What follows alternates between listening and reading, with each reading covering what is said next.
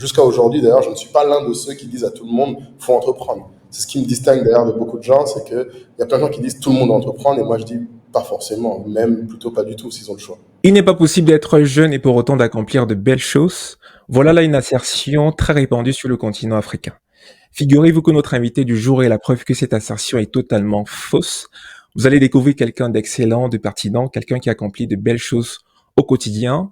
Dans cette première partie d'interview, nous allons parler de son histoire, comprendre d'où il vient et surtout comprendre où est-ce qu'il s'en va. Ce sera intéressant, ce sera du Wonder Show. On se donne rendez-vous juste après le générique. À tout de suite.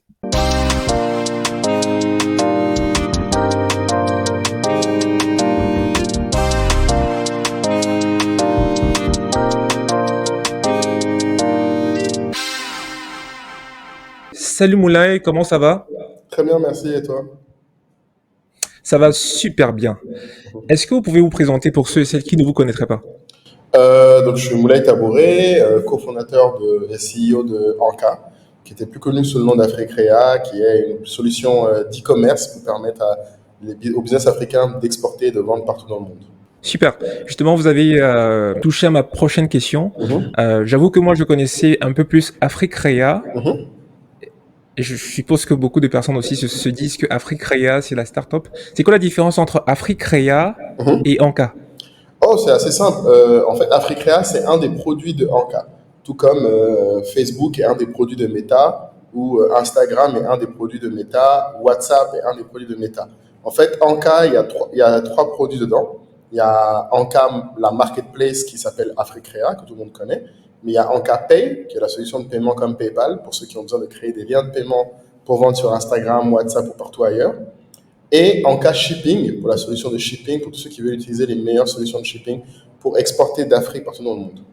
Donc en fait, c'est trois produits, en cas Pay, en cas shipping et en cas marketplace. Et c'est juste qu'en cas marketplace est connu de son nom original, Africrea.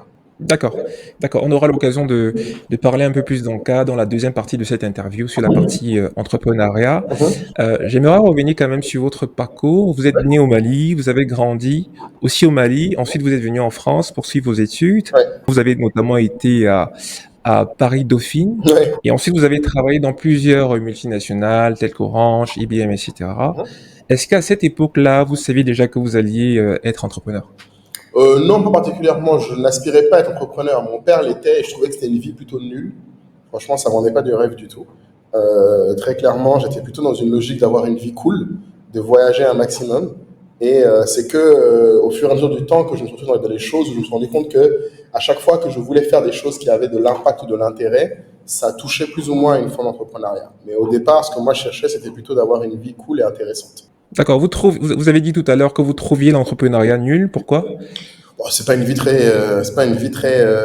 La vie d'un entrepreneur est semée de beaucoup plus de hauts et de bas qu'une personne lambda. Et très clairement, c'est très rare que les retours en valent la peine.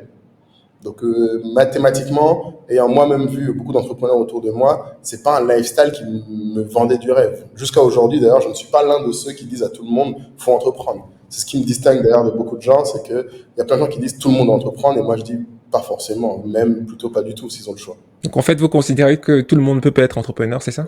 Tout le monde ne devrait pas, tout le monde peut. Enfin, personne ne peut vous empêcher de tenter votre chance. Après, la première chose pour moi, c'est que je dis souvent, on n'est pas quelque chose parce qu'on le veut.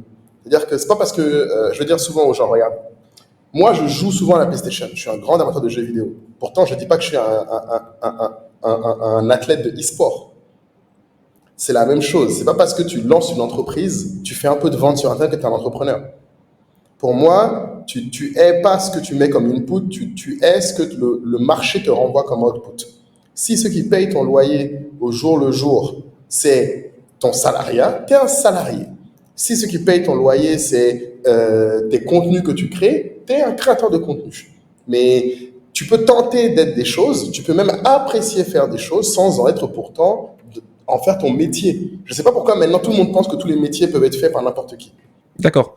Juste pour revenir sur la partie salariale, Ouais. est-ce qu'aujourd'hui il y a des éléments de cette époque-là, de ce voyage salarial-là qui vous est utile aujourd'hui dans votre Oui, aventure entrepreneuriale? énormément, énormément. Et c'est pour ça que je dis souvent, avec Kai, dans notre podcast Entrepreneur Sud-Africain, on dit souvent, on ne peut pas être un bon entrepreneur si on n'est pas un bon salarié. Enfin, c'est très grave que les gens s'imaginent que être un mauvais salarié peut faire de vous un bon entrepreneur.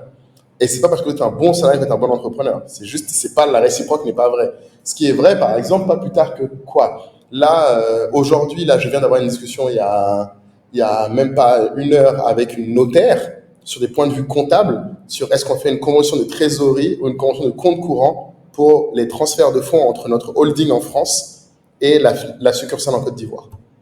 Si j'avais pas été un auditeur avant, c'est des discussions que je ne pourrais même pas comprendre. Et pourtant, c'est des discussions qui, rien qu'en les menant, on vient d'économiser entre 15 et 50 000 euros par an. Donc, c'est pas des petites choses.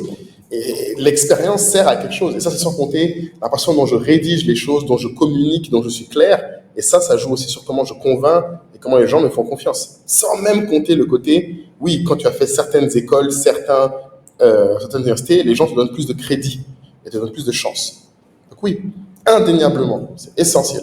Juste pour revenir sur l'exemple que vous venez de donner, Mhm. euh, c'est on va dire en fait que vous appréhendez mieux certaines choses Mhm. qui sont liées aux différentes expériences que vous avez eues dans un domaine spécifique. Oui. En fait, j'aimerais savoir, est-ce que euh, l'aventure salariale doit forcément avoir un lien direct avec l'aventure entrepreneuriale?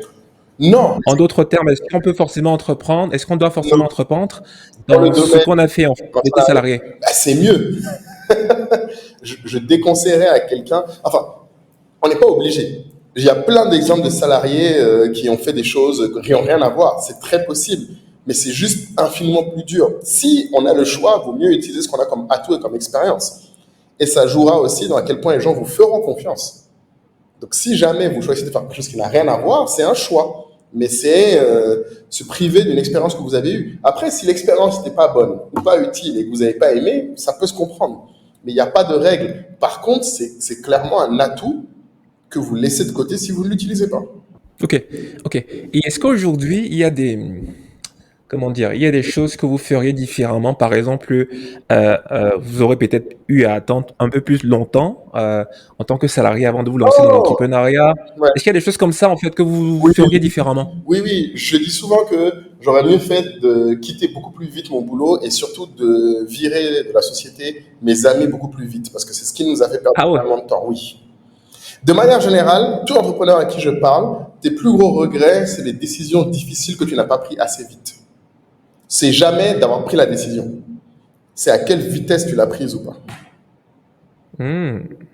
Et les gens n'ont pas tendance à regarder ça. Mais la question n'est pas est-ce que je regrette de m'être lancé ou pas. C'est sûr que non. La question, c'est ce que je peux regretter, c'est d'avoir mis peut-être autant de temps, par exemple, où j'étais à mi-temps en train de faire les deux. Pour moi, le mi-temps, et c'est pour ça que je suis notoirement connu pour être l'ennemi juré des gomboïstes et des gens qui font plusieurs choses en même temps, c'est que le mi-temps te donne pas les outputs du plein temps sur les deux choses et te consomme de l'énergie plus que les deux choses. Parce que tu ne fais rien à plein temps, donc tu consommes beaucoup plus d'énergie que tu ne le ferais si tu te mettais juste à plein temps dessus. Et je pense que c'est quelque chose qu'on ne dit pas assez. Intéressant, intéressant. Et en parlant de moments plutôt positifs, est-ce qu'il y a des moments où vous dites euh, ça, je l'ai bien fait, Ah, s'il fallait le refaire, j'allais le plus. refaire exactement de la même manière? Ouais, de la même manière, c'est sûr que c'est suivre nos clients. Là, par exemple, pas plus tard que la semaine dernière, là, non, cette semaine, j'ai une ancienne créatrice qui ne travaille même plus avec nous, qui ne vend plus avec nous, qui m'a recontacté parce qu'elle veut venir s'installer en Côte d'Ivoire et elle veut faire un sondage pour savoir si jamais son business peut se lancer en Côte d'Ivoire. Et ça m'a fait chaud au cœur parce que j'ai créé une relation avec des gens qui sont entrepreneurs tout au long de leur vie sur différents sujets et j'ai pu les aider à faire de l'argent. Donc, on a reparlé de à l'époque comment ça se passait, etc. Donc, je suis très, très, très fier et toujours très content qu'on était très proche de nos clients, qu'on ait pu les rencontrer et c'est la chose que je referai absolument. S'il y a une chose que j'aurais dû faire plus, évidemment, c'était la pub sur les réseaux sociaux. Je regrette profondément, profondément que quand en 2015, 2000, non, quand en 2016, 2017, quand on a commencé à faire de la pub sur Facebook, j'ai mis 250 euros par mois. J'aurais dû mettre tout l'argent que j'avais. Et pourquoi? Pourquoi c'est important? Parce qu'à cette époque, 250 euros vous te ramenait 100, 200 000 vues sur Facebook. Il n'y avait personne qui faisait de la pub.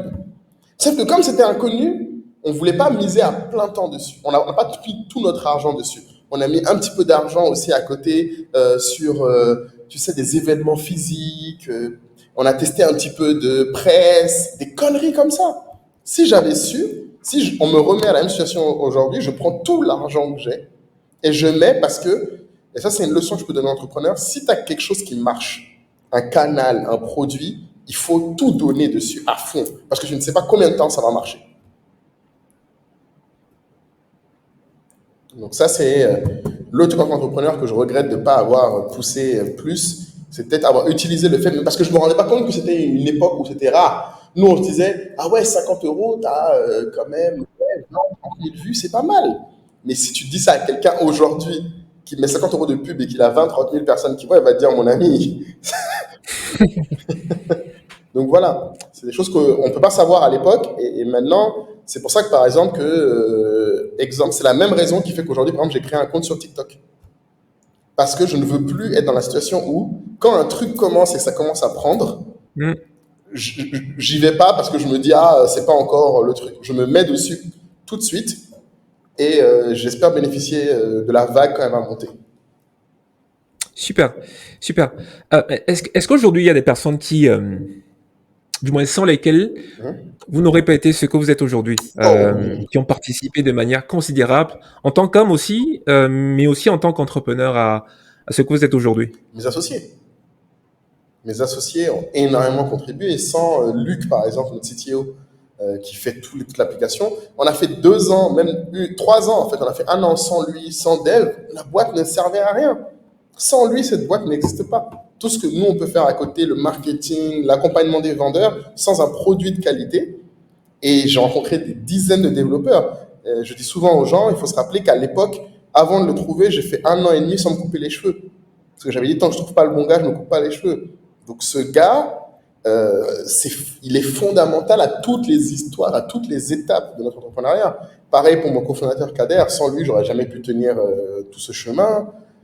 Guillaume, mon directeur financier, qui est notre premier investisseur, pareil, sans lui, on n'aurait jamais pu développer les autres services qu'il y a autour. Même mes investisseurs, Hervé Cuvillier, par exemple, qui était notre premier investisseur, sans lui, on n'aurait jamais eu le courage une fois qu'on est profitable, de se remettre dans la croissance et aller chercher de nouveaux services, etc., etc. Donc, je pense que tout le monde, en fait, il y a plein d'entrepreneurs aussi qui m'ont aidé. Daré Okudju, qui est le cofondateur de MFS, m'a beaucoup aidé sur comment lever des fonds. En fait, il y a trop de gens. Il y a trop de gens. Beaucoup trop de gens. Et en parlant des cofondateurs, Ouais. comment est-ce que vous avez rencontré ces cofondateurs? Ah, alors Kader, c'est mon ami d'enfance depuis qu'on a 9 ans. Enfin, depuis que j'ai 9 ans, lui, il avait déjà 12, 13 ans. C'était le meilleur ami de mon grand cousin à la base, et après, on est restés amis. Et en fait, quand je suis rentré en France, qu'on a étudié, travaillé, on était tout le temps ensemble. Et au début, cette affaire d'e-commerce, ça ne l'intéressait pas du tout. Encore moins l'affaire de créateur et de mode, il s'en foutait. Mais quand il a vu le côté accompagner les entrepreneurs, ça l'a intéressé tout de suite. Et il s'est dit, vas-y, si c'est ça ton business, si c'est ça que tu veux faire, je suis chaud pour t'aider. Et Luc, on l'a trouvé sur une plateforme qui est plus très utilisée aujourd'hui, je ne sais plus comment elle s'appelle, là. Un truc de recrutement qui était comme Indeed, où on mettait des offres pour trouver un CTO. Et il a répondu à l'offre. Remix Jobs, ça s'appelait. Ok. Voilà. Donc, simplement comme ça. Hein. En parlant du premier là que vous avez cité, je sais pas si c'est Kader. Kadri et Kader, ouais, ça, Kader. Est-ce que c'est quelque chose que vous recommanderiez à un entrepreneur de s'associer avec quelqu'un de sa famille, un ami, etc. Alors, moi, j'ai commencé avec des amis que j'ai dû sortir de la boîte et j'ai fini avec un ami qui était pas là au début, donc il n'y a pas de règle. C'est malheureusement, je suis le bon exemple.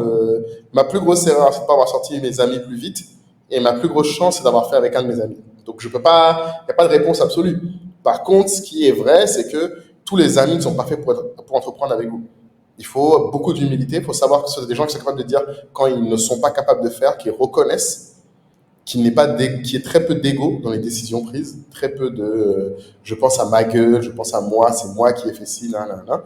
C'est pragmatiquement se dire, OK, voici la situation de la boîte, voici ce que moi je peux faire, ce que je ne peux pas faire. Et si je ne peux pas, je m'écarte du chemin sans emmerder les autres.